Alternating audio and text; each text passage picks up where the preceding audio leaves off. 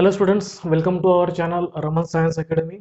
My name is Praveen Bhusari and today we are going to see the 11th lecture of oscillation series. Okay, आतापर्यंत आपण oscillation series मध्ये total 10 lectures बघितलेले, maximum topic आपण cover केलाय आणि आज आपण आपल्या 11व्या लेक्चरला सुरुवात करणार आहोत. तर आज ज्या टॉपिक बद्दल आपल्याला या ठिकाणी डिस्कस करायचं आहे तो टॉपिक आहे सिंपल पेंडुलम. ठीक आहे, सिंपल पेंडुलम. ओके, तर आता सिंपल पेंडुलम म्हणजे काय? ओके, आपल्याला याची डेफिनेशन बघायची. त्यानंतर मग आपण बघणार आहोत की आयडियल सिंपल पेंडुलम काय असतं, प्रॅक्टिकल सिंपल पेंडुलम काय आहे, किंवा मग आयडियल सिंपल पेंडुलमचे काय ड्रॉबॅक्स होते की ज्याच्यामुळे आपण प्रॅक्टिकल सिंपल पेंडुलम यूज करतो. त्यानंतर मग आपल्याला बघायचं आहे की सिंपल पेंडुलमची जी मोशन आहे ही लिनियर सिंपल मोशन किंवा लिनियर सिंपल हार्मोनिक मोशन आहे का, आपण ते चेक करणार आहोत. आणि जर या आयडियल सिंपल पेंडुलमची मोशन किंवा प्रॅक्टिकल सिंपल पेंडुलमची मोशन किंवा सरळ सरळ सिंपल पेंडुलमची मोशन ही जर लिनियर सिंपल हार्मोनिक मोशन असेल तर त्या मोशनचा टाइम पिरियड काय आहे ते आपल्याला बघायचं आहे. आणि त्यानंतर मग एक छोटासा टॉपिक राहतो आपला, तो म्हणजे सेकंड पेंडुलम. तो सेकंड पेंडुलम टॉपिक आपण आज कव्हर केला की आपलं 11th लेक्चर हे या ठिकाणी कंप्लीट होऊन जातं. ठीक आहे, तर चला सुरुवात करूयात सिंपल पेंडुलमला. मग सिंपल पेंडुलम मध्ये आपण अगोदर बघणार आहोत की आयडियल सिंपल पेंडुलम काय आहे. ठीक आहे, what is ideal simple pendulum. एकदम सोपं त्याची डेफिनेशन मी तुम्हाला लिहून देतो बघा. अ small heavy point mass suspended by a weightless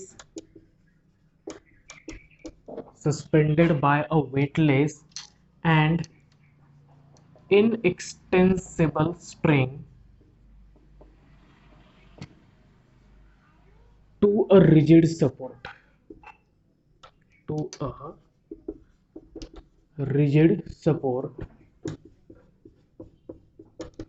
is known as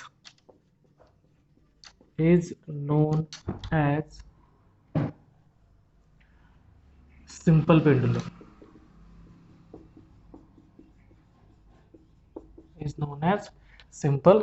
okay, definition note करून घ्या एकदा.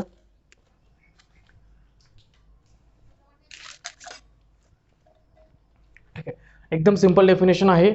अ small heavy point mass suspended by a weightless and inextensible string from a rigid support is called किंवा to a rigid support is called किंवा is known as ideal simple pendulum.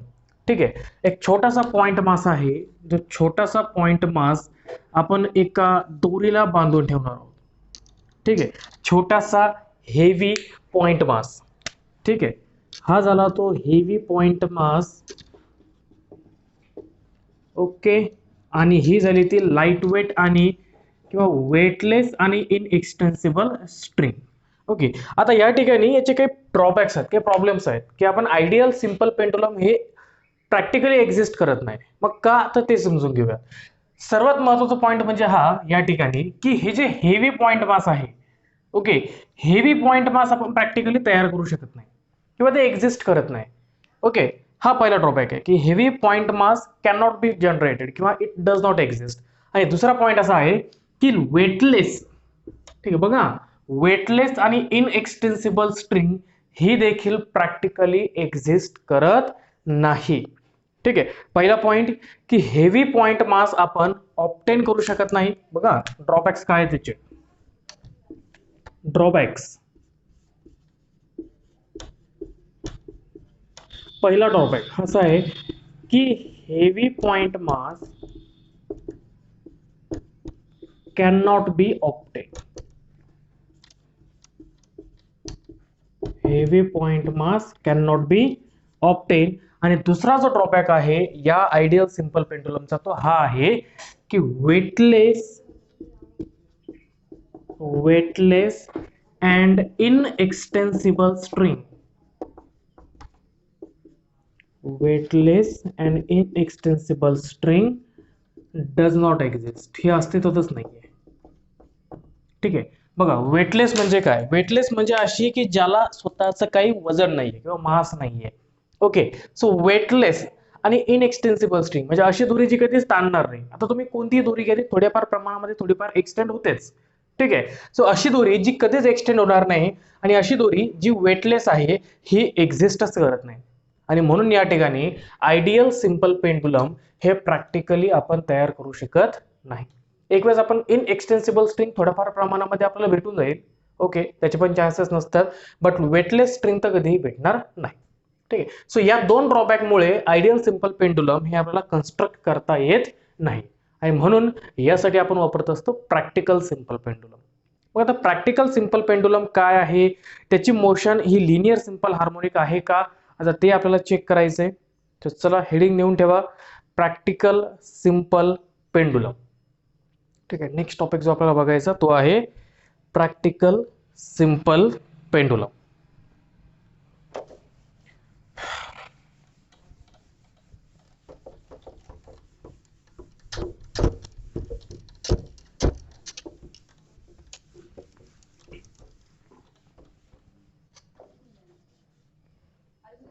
Practical simple pendulum.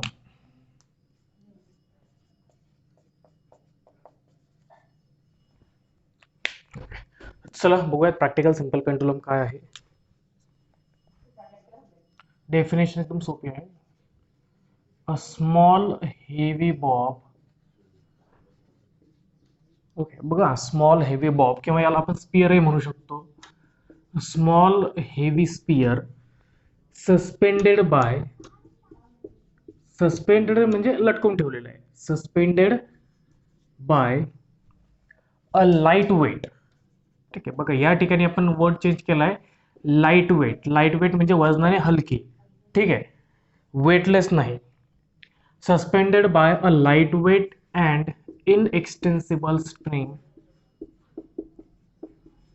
inextensible string from a rigid support, from a rigid support is known as simple pendulum किंवा practical simple pendulum. ठीक आहे.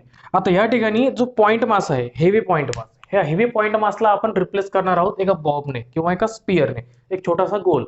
Okay, आणि या ठिकाणी जी दोरी आहे या दोरीला आपण रिप्लेस करणार आहोत वेटलेस स्ट्रिंगला रिप्लेस करायचं लाईट वेट स्ट्रिंगने, एकदम थोडीशी हलकी दोरी. ठीक आहे. तर मग एक छोटासा स्पिअर जो एका छोट्या दोरीला, एका हलक्या दोरीला आपण बांधून ठेवलाय आणि त्या दोरीचं एक टोक आपण रिजिड सपोर्टला अटॅच करून ठेवलं, ही जी अरेंजमेंट आहे या अरेंजमेंटला आपण म्हणत असतो practical simple pendulum. Okay, diagram हे बघून घ्या. हा झाला रिजिड सपोर्ट. या रिजिड सपोर्टला आपण एक लाईट वेट स्ट्रिंग अटॅच केली आणि या लाईट वेट स्ट्रिंगच्या दुसऱ्या एंडला आपण एक बॉब अटॅच केलेला आहे. ओके, हा झाला तो Bob.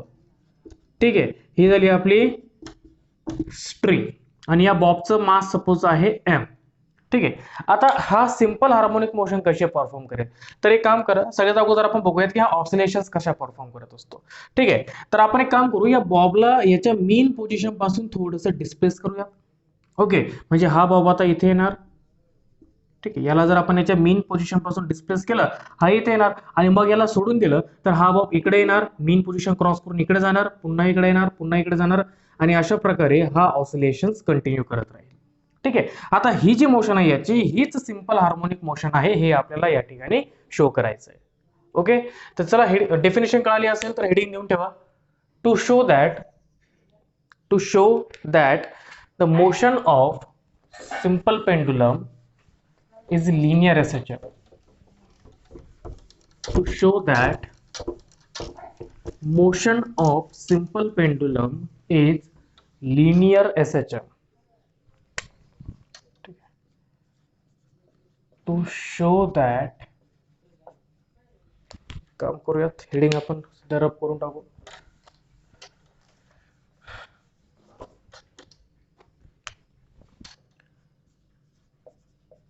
To show that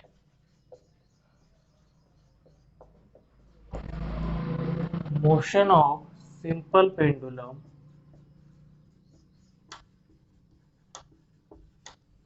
is a linear SHM. Simple पेंडुलमची मोशन ही लिनियर सिंपल हार्मोनिक असतं, हे आपल्याला या ठिकाणी आता शो करायचं आहे.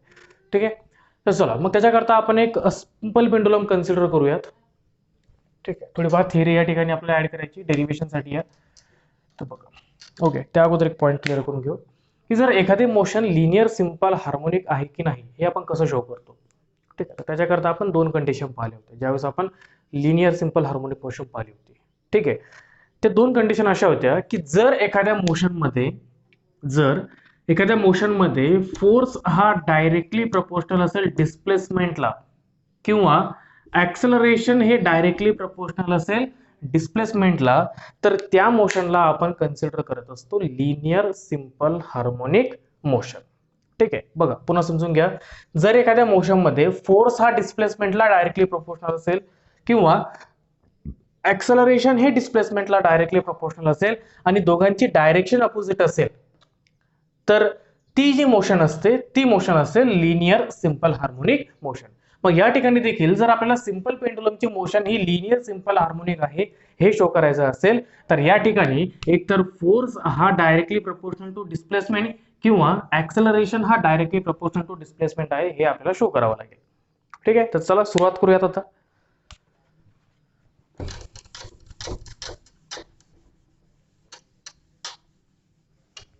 त्यासाठी आपण एक छोटासा बॉब कन्सिडर करूयात.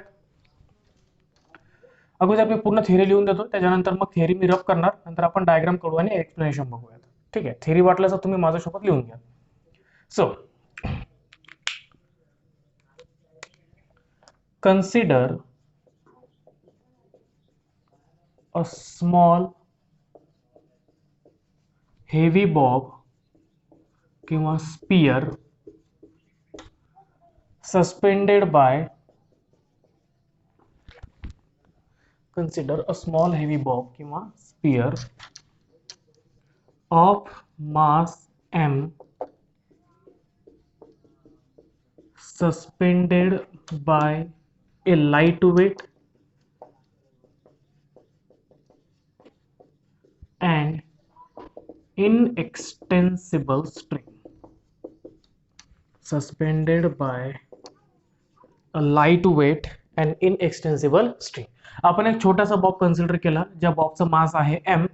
ओके, आणि या बॉबला आपण एका दोरीला अटॅच केलं, एका स्ट्रिंगला अटॅच केलं जी लाईटवेट आणि इनएक्सटेन्सिबल असेल. या दोरीच्या एका टोकाला आपण एक बॉब अटॅच करणार आहोत आणि दुसरं टोक जे आहे ते आपण आपल्या रिजिड सपोर्टला कनेक्ट करणार आहोत. Suspended by a lightweight and inextensible string from a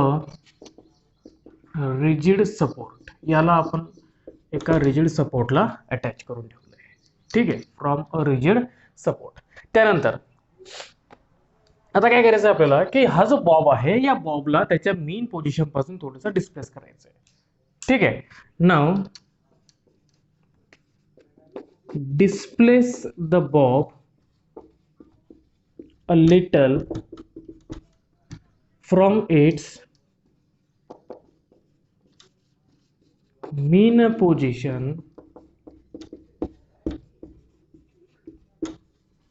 through a distance x. ठीक आहे, आता हा जो बॉब आहे या बॉबला त्याच्या मेन पोझिशन पासून आपण थोडंसं डिस्प्लेस करणार आहोत x एवढ्या डिस्टन्सने. ठीक आहे, आता या x एवढ्या डिस्टन्सने जेव्हा आपण याला डिस्प्लेस करूयात, बघा इनिशियली आपला बॉब या ठिकाणी होता, सपोज ही बॉबची मेन पोझिशन होती. आता मेन पोझिशन पासून आपण बॉबला थोडंसं डिस्प्लेस करणार आहोत x ने. ठीक आहे, तर या ठिकाणी हे जे डिस्टन्स आहे हे डिस्टन्स झालं x. पण या ठिकाणी जेव्हा याने x एवढं लिनियर डिस्टन्स कव्हर केलं होतं त्याच वेळेस त्याने थीटा एवढं अँग्युलर डिस्प्लेसमेंट देखील कव्हर केलेलं आहे. ठीक आहे, let theta be the angle made by Bob with vertical. Okay, बघा इनिशियली आपला बॉब मेन पोझिशनवर होता, ऍट रेस्ट होता. त्यानंतर मग आपण याच्यावर थोडासा फोर्स एक्झर्ट केला या डायरेक्शन मध्ये, इकडे बघा सॉरी आपण याला या डायरेक्शन मध्ये डिस्प्लेस केलेलं आहे. आता जसं आपण याला या डायरेक्शन मध्ये डिस्प्लेस केलं, ओके, तेव्हा या ठिकाणी या दोरीने त्याच्या इनिशियल पोझिशन सोबत किंवा व्हर्टिकल सोबत थीटा एवढा अँगल पण केलेला आहे. म्हणजे या ठिकाणी आपण असं म्हणू शकतो की इथे दोन प्रकारचे डिस्प्लेसमेंट झालेले आहेत. बॉबचं डिस्प्लेसमेंट झालेलं आहे लिनियर डिस्प्लेसमेंट, आणि या ठिकाणी झालेलं आहे अँग्युलर डिस्प्लेसमेंट जे की थीटा आहे. ठीक आहे, चला इथपर्यंत थिअरी तुम्ही लिहिली असेलच.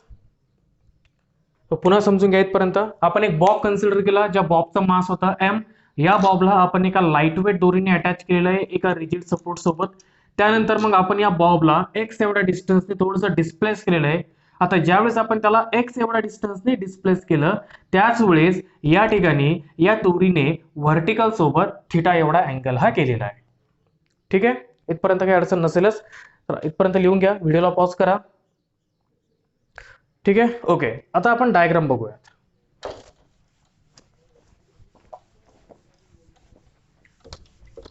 डायग्राम मध्ये हे पॉइंट मी तुम्हाला एक्सप्लेन करून सांगणार आहेच, त्याच्यामुळे टेन्शन घेऊ नका.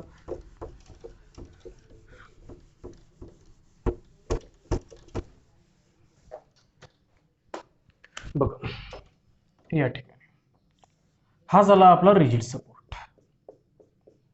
ठीक आहे, सपोज ही आपल्या बॉबची झाली इनिशियल पोझिशन. ठीक आहे, इनिशियली जेव्हा बॉब रेस्ट मध्ये होता तेव्हा तो या ठिकाणी होता असं आपण ॲझ्युम करूयात.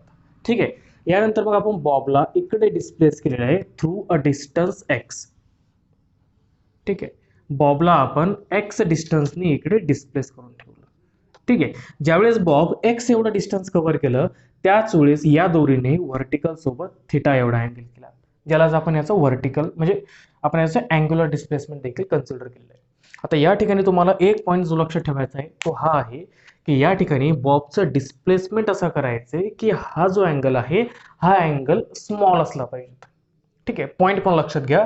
बॉबचं डिस्प्लेसमेंट आपल्याला असं करायचंय की जेणेकरून हा जो अँगल आहे इथला हा अँगल एकदम स्मॉल असला पाहिजे. आता हा अँगल स्मॉल का पाहिजे ते पण समजून घ्या. बघा, सपोज जर मी अँगल मोठा ठेवला तर, ठीक आहे, ही झाली सपोज बॉबची इनिशियल पोझिशन, आणि मी अँगल एकदम असा मोठा ठेवला, इथपर्यंत ठेवला अँगल. ठीक आहे, आता बघा या ठिकाणी हा अँगल मोठा आहे, हा अँगल छोटा आहे. आता या ठिकाणी जर तुम्ही बघितलं तर एक्स डिस्टन्स हे एवढं होऊन जातं. ठीक आहे, या ठिकाणी जर बघितलं तर एक्स डिस्टन्स एवढं होऊन जातं. ठीक आहे, आता दोन्हीमध्ये काय फरक आहे? या ठिकाणी जर तुम्ही बघितलं तर बॉबनं जे कव्हर केलेला डिस्टन्स आहे हे लिनियर डिस्टन्स न राहता एक अँग्युलर किंवा म्हणता येईल आपण हे सर्क्युलर मोशनचं एक्झाम्पल होऊन जातं. ठीक आहे, बघा या ठिकाणी आपली जी पेंडुलमची मोशन आहे ही कशी होऊ लागली, ही थोडीफार आर्कच्या फॉर्ममध्ये होऊ लागली, म्हणजे सर्क्युलर होऊ लागली. मग जर याची मोशन सर्क्युलर होत असेल तर आपण शो करू शकणार नाही की ही लिनियर सिंपल हार्मोनिक मोशन आहे. ठीक आहे, लिनियर सिंपल हार्मोनिक मोशनचं मिनिंगच हे आहे की या ठिकाणी आपला जो ऑब्जेक्ट आहे या ऑब्जेक्टने लिनियर डिस्प्लेसमेंट केलं पाहिजे. या ठिकाणी बॉबचं डिस्प्लेसमेंट लिनियरला ओळखलं का, तर नाही, हे लिनियर नाही, हे सर्क्युलर होऊन चाललं, आणि म्हणून हा आपल्याला मोठा अँगल चालणार नाही. आता छोट्या अँगलचा काय फायदा होतो बघा, जर हा अँगल छोटा असेल, ठीक आहे, अँगल जर छोटा असेल तर हे जे डिस्टन्स बॉब कव्हर करेल याला आपण लिनियर कन्सिडर करू शकतो. ठीक आहे, कारण हे डिस्टन्स एवढं कमी आहे की तुम्ही याला डायरेक्टली लिनियर कन्सिडर करू शकता. जसा जसा हा अँगल वाढत जाणार आहे हे डिस्टन्स पण वाढत जाईल आणि मग ते क्लिअरली सर्क्युलर होऊन जाणार आहे, एक आर्कच्या फॉर्म मध्ये होऊन जाईल. ठीक आहे, तर जोपर्यंत तुमचा अँगल छोटा आहे या डिस्टन्सला आपण लिनियर कन्सिडर करू शकतो, तोपर्यंत आपण याचे motion linear simple harmonic show करू शकतो. ठीक आहे, आणि म्हणून या ठिकाणी हा अँगल स्मॉल असणं आवश्यक आहे. सो थिटा नेहमी स्मॉल असला पाहिजे. ठीक आहे, हा एक पॉईंट लक्षात ठेवा. आय होप की तुमच्या लक्षात राहिलं असेलच की हा अँगल आता छोटा का ठेवायचा आहे. ठीक आहे, मग हे डिस्टन्स आपण एक्स कन्सिडर केलं. सपोज की ही जी दोरी आहे या दोरीची लांबी आहे एल. ठीक आहे, मग ही पण एल होणार आणि ही पण एल होणार. ठीक आहे, ओके. आता या ठिकाणी जर तुम्ही बघितलं तर बॉबचं मास किती आहे आपलं, तर बॉबचं मास आहे एम. ओके, आता या पोझिशनमध्ये, या डिस्प्लेस केलेल्या पोझिशनमध्ये आपल्या बॉबवर दोन प्रकारचे फोर्सेस एक्झर्ट होऊ लागले. ठीक आहे, एक फोर्स जो आहे तो हा की या बॉबचं स्वतःचं सेल्फ वेट mg, जी की डाऊनवर्ड डायरेक्शन मध्ये ऍक्ट होणार आहे, बरोबर. आणि दुसरा जो फोर्स याच्यावर लागू लागला तो म्हणजे दोरीमधलं टेन्शन, जे की रिजिड सपोर्ट आहे. रिजिड सपोर्टला नाव देऊन ठेवूयात एस. ठीक आहे, बघा ज्यावेळेस आपण बॉबला त्याच्या मीन पोझिशन पासून डिस्प्लेस केलं एक्स एवढ्या अंतराने, त्यावेळेस आपण बघितलं की या बॉबवर दोन प्रकारचे फोर्सेस एक्झर्ट होत आहेत. ठीक आहे, मीन पोझिशनवर असताना देखील हे दोन्ही फोर्सेस एक्झर्ट होते.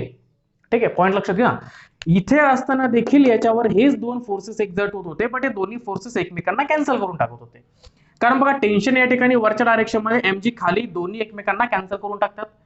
या ठिकाणी जर तुम्ही बघितलं तर हे दोन्ही फोर्सेस सध्या एकमेकांना कॅन्सल करत नाहीयेत. ठीक आहे. मग बघा या ठिकाणी बॉबवर दोन प्रकारचे फोर्सेस एक्झर्ट होत आहेत. एक याचा सेल्फ वेट आहे mg जे की डाऊनवर्ड डायरेक्शन मध्ये आहे, आणि दुसरा फोर्स जो याच्यावर लागू लागला तो म्हणजे दोरीमधलं टेन्शन जे की रिजिड सपोर्टकडे. मग हे जे वेट आहे mg, या mg वेटला आपण दोन कंपोनंट मध्ये रिझॉल्व्ह करूयात. ठीक आहे.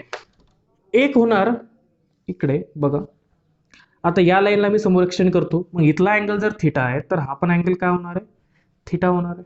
ठीक आहे. बघा ही लाईन आणि ही लाईन एकमेकांना पॅरलल आहे. ओके. मग इथला अँगल जर थीटा आहे तर इथला अँगल पण थीटाच असेल, करस्पॉन्डिंग अँगल्स एकमेकांचे. ठीक आहे. मग आता बघा की mg ने या ऍक्सिस सोबत थीटा अँगल केलाय, तर हा जो कंपोनंट होतो mg चा हा होणार mg cos थीटा. ओके. आणि इकडे जो कंपोनंट असेल तो असेल mg sin थीटा. ठीक आहे. आपण वेटला दोन कंपोनंट मध्ये रिझॉल्व्ह केलेलं आहे या ठिकाणी, mg cos थीटा आणि mg sin थीटा. आता जर तुम्ही बघितलं तर mg cos थीटा कंपोनंट हा या टेन्शनला कॅन्सल करेल, टेन्शनला बॅलन्स करण्याचं काम करेल. ओके. आणि mg sin थीटा जो की इकडे लागू लागला towards the mean position. Okay. याला असं नाही करायचं, याला आपण मीन पोझिशन कडे दाखवूया, towards the mean position. Okay. हा फोर्स mg sin थीटा हा प्रोव्हाइड करेल रिस्टोरिंग फोर्स, किंवा हा रिस्टोरिंग फोर्सचं काम करेल. ठीक आहे. ओके. बघा इथे मी लिहून देतो तुम्हाला, in the displaced position of Bob,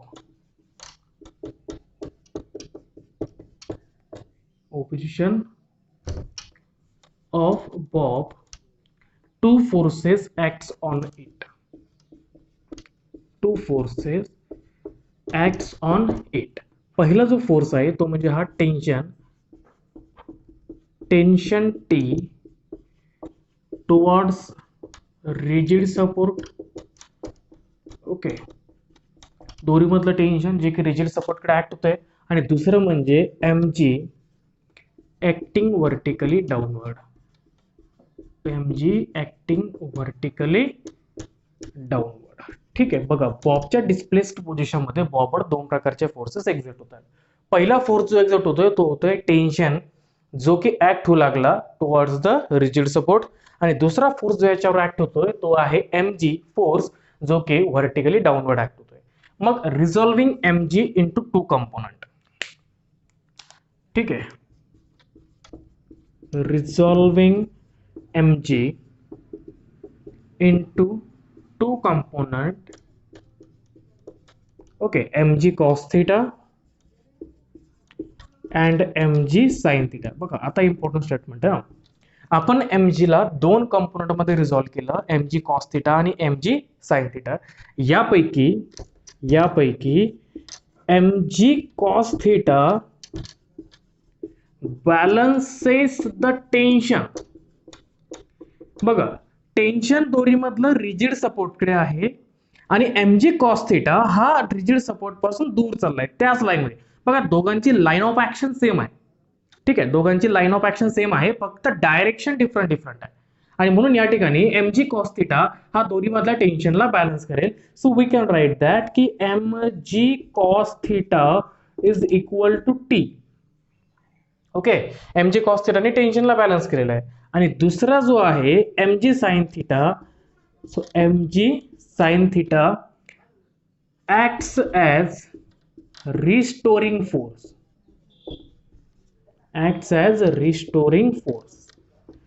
बघा mg sin थीटा हा रिस्टोरिंग फोर्स म्हणून काम करेल, कारण तो मीन पोझिशनकडे डायरेक्टेड, याची डायरेक्शन मीन पोझिशनकडे आहे. तर इथपर्यंत आपण बघितलं की बॉबला ज्यावेळेस आपण मीन पोझिशन पासून डिस्प्लेस केलं x डिस्टन्सने, त्यावेळेस त्याचा अँग्युलर डिस्प्लेसमेंट झालं थीटा, आणि या डिस्प्लेस केलेल्या पोझिशन मध्ये बॉबवर दोन फोर्सेस एक्झर्ट होत होते, mg आणि दोरीमधलं टेन्शन. आता mg ला जर आपण रिझॉल्व्ह केलं दोन कंपोनंट मध्ये, एक आला mg cos थीटा जो की टेन्शनला बॅलन्स करतोय, आणि दुसरा कंपोनंट आला mg sin थीटा जो की मीन पोझिशनकडे डायरेक्टेड आहे. आणि मीन पोझिशनकडे डायरेक्टेड असल्यामुळे आपण म्हणू शकतो की हा आपल्याला रिस्टोरिंग फोर्स प्रोव्हाइड करतोय. ठीक आहे. आता या केसमध्ये आता आपल्याला शो करायचंय, इथे आपलं ऍक्च्युअल डिरिव्हेशन स्टार्ट होतंय, ते म्हणजे की ही मोशन लिनियर सिंपल हार्मोनिक आहे की नाही हे कसं शो करायचंय. ठीक आहे. ऍक्च्युअल डिरिव्हेशन इथे सुरू होतंय. व्हिडिओला पॉज करून एवढं नोट करून घ्या ओके, आय होप की तुम्ही नोट केलेलं असेलच. तर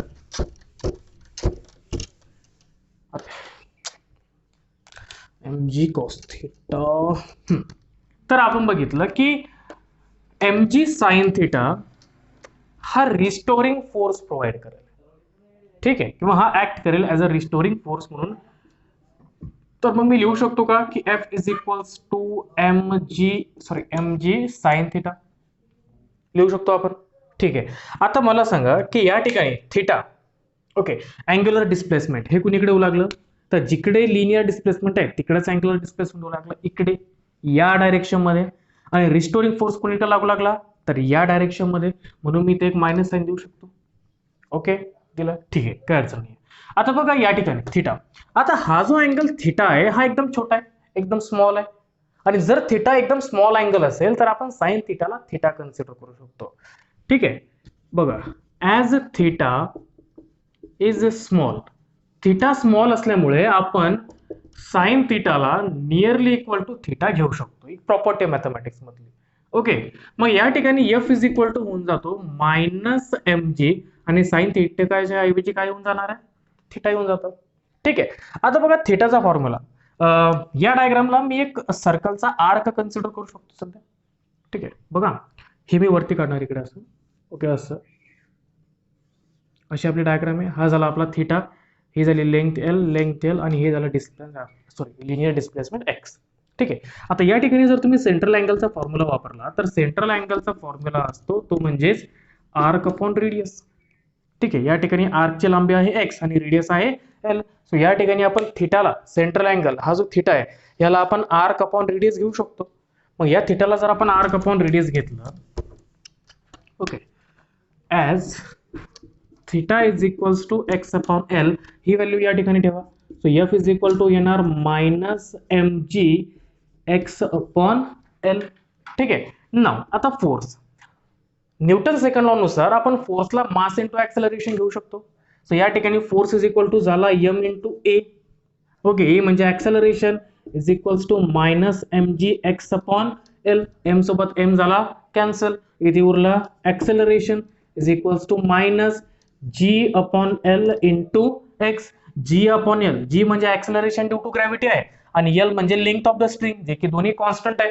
तर कॉन्स्टंटला आपण रिमूव्ह करून टाकलं, ठीक, कॉन्स्टंटला जर रिमूव्ह करून टाकलं तर आपण डायरेक्टली लिहू शकतो की acceleration is directly proportional to minus of x.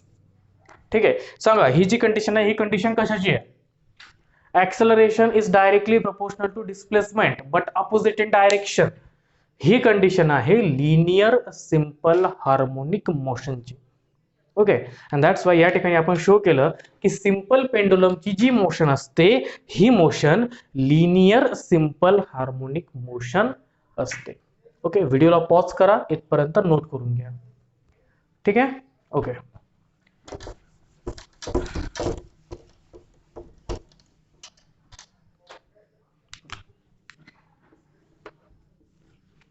As last point,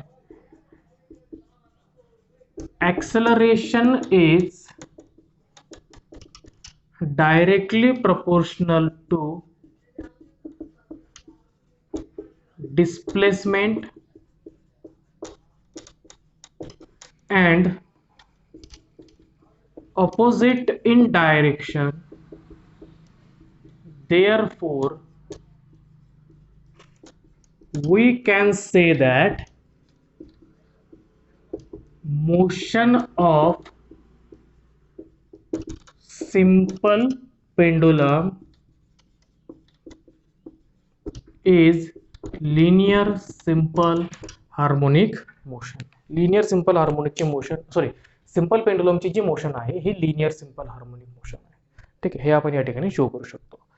ठीक आहे, किंवा हे या ठिकाणी प्रूव्ह होऊन जातं. ओके, तर चला एक पॉईंट या ठिकाणी क्लिअर झाला की सिंपल पेंडुलमची जी मोशन आहे ही लिनियर सिंपल हार्मोनिक असते. आता दुसरा पॉईंट जो आहे की मग जर याची मोशन लिनियर सिंपल हार्मोनिक आहे तर याचा टाइम पिरियड काय असेल. ठीक आहे, तर आता आपण बघूयात सिंपल पेंडुलमचा टाइम पिरियड. ठीक आहे, let us start.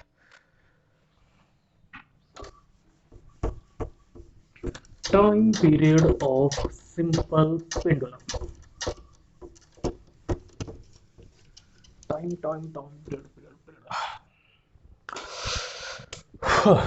Time period.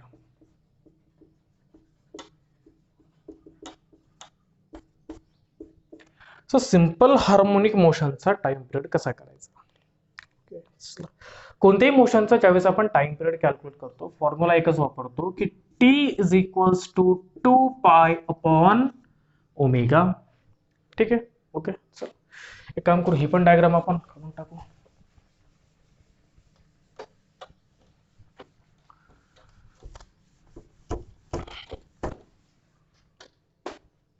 Okay time period.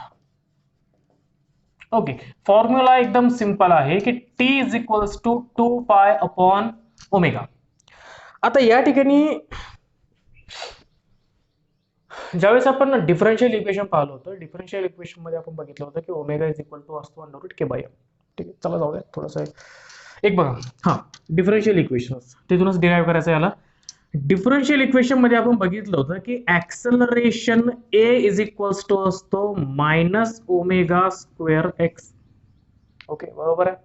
Acceleration A is equals to minus omega square X. चला याचं मी फक्त मॅग्नेट्यूड कन्सिडर करतो, तर A is equal to omega square X लिहू शकतो आपण. ठीक आहे. नाव या ठिकाणी जर बघितलं तर omega square is equal to येतो का ऍक्सेलरेशन अपॉन डिस्प्लेसमेंट. ठीक आहे. जर मी याचं स्क्वेअर रूट घेतलं तर ओमेगा इज इक्वल टू येणार का अंडर रूट मध्ये ए बाय एक्स. ओके बघा हे आपण याचं मॅग्नेट्यूड घेतलेलं आहे. ठीक आहे. Omega is equal to under root A by X आपण लिहू शकतो. चला ठीक आहे याला नाव देऊ सध्या इक्वेशन 1. आता आपण जे इक्वेशन आता डिराईव्ह केलं ते असं होतं की A is equals to minus of G by L into X. ठीक आहे. इथे पुन्हा आपण एकदा ए बाय एक्स ला मायनस जी बाय एल घेऊ शकतो. दोन्ही साईडने मॅग्नेट्यूड घेऊन टाका. सो ए बाय एक्सचं magnitude is equal to minus sine निघून जाणार मॉड मध्ये आणि इकडे जी बाय एल येणार का. ओके आता ए बाय एक्स ची व्हॅल्यू जी बाय एल आपण या इक्वेशन मध्ये ठेवू शकतो. सर ठेवू शकतो easily. So omega is equal to होणार अंडर रूट ए बाय एक्सच्या ठिकाणी काय ठेवायचं आहे आपल्याला तर जी बाय एल आणि हीच व्हॅल्यू ओमेगाची या इक्वेशन मध्ये ठेवून द्या टाइम पिरियडच्या. सो टाइम पिरियड काय येणार तर T is equals to 2 pi upon omega आणि ओमेगा इज इक्वल्स टू आहे तो म्हणजेच under root G by L. चला हे वरती घेऊन जा. So T is equal to येतो 2 pi under root L by G. So this is the time period of the simple pendulum.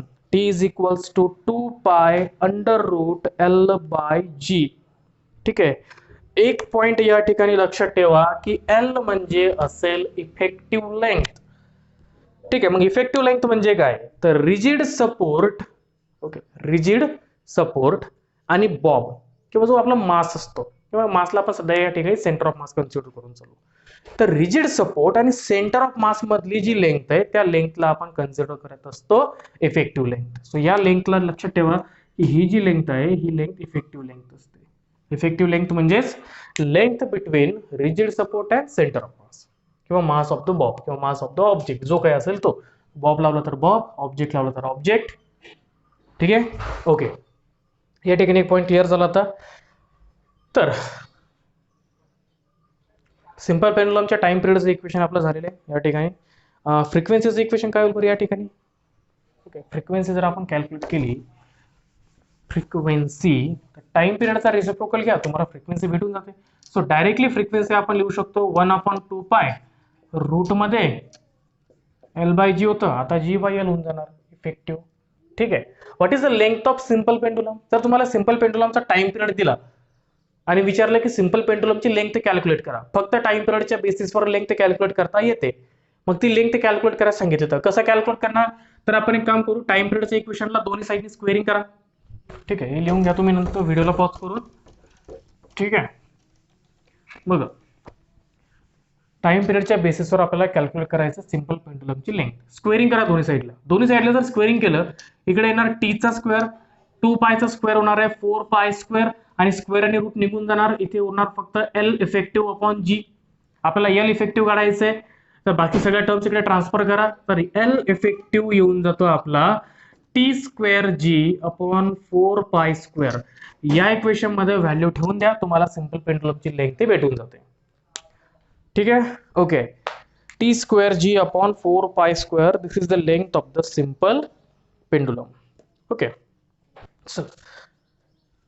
Note करून घ्यायचंय.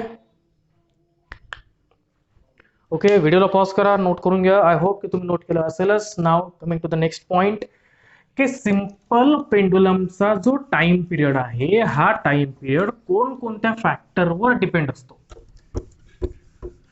ठीक आहे, फॅक्टर हेडिंग देऊन ठेवा, factors on which time period of simple pendulum depends. Heading देऊन ठेवा, factors on which time period of simple pendulum depends.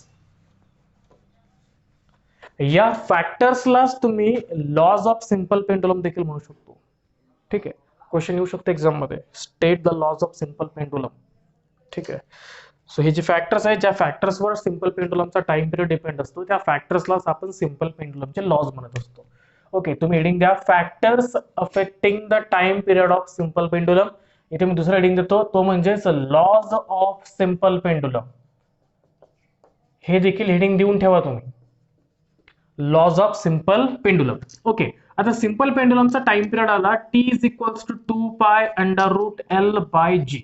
ठीक आहे, सगळ्यात पहिला लॉ आहे तो आहे law of length. Law of length theory तुम्ही मी सांगितलेल्या स्टेटमेंटवरनं नोट करून घ्या, लॉ ऑफ लेंथ. आता बघा, आपण या ठिकाणी असं बघू शकतो की जर सपोज एखाद्या प्लेसला जी ची व्हॅल्यू कॉन्स्टंट असते at particular place, so G constant आहे आणि 2 पाय कॉन्स्टंट आहे.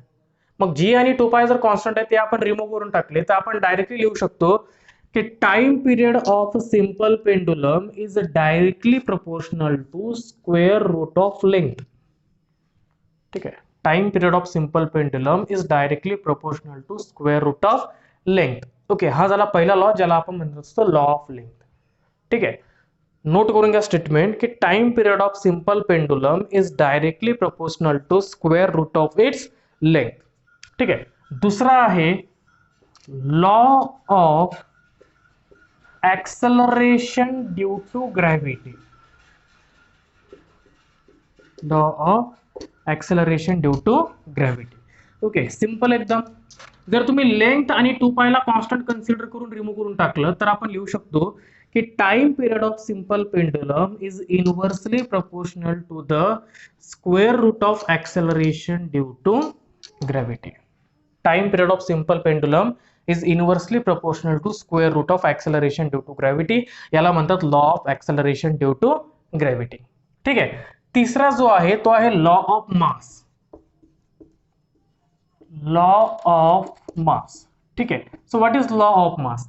So time period of simple, याच्यामध्ये फक्त स्टेटमेंटच आहे की time period of simple pendulum does not depend upon the mass of simple pendulum किंवा mass of the bob. Okay, time period of simple pendulum is independent किंवा does not depend upon the mass of the bob. लिहून ठेवा, time period of simple pendulum does not depend upon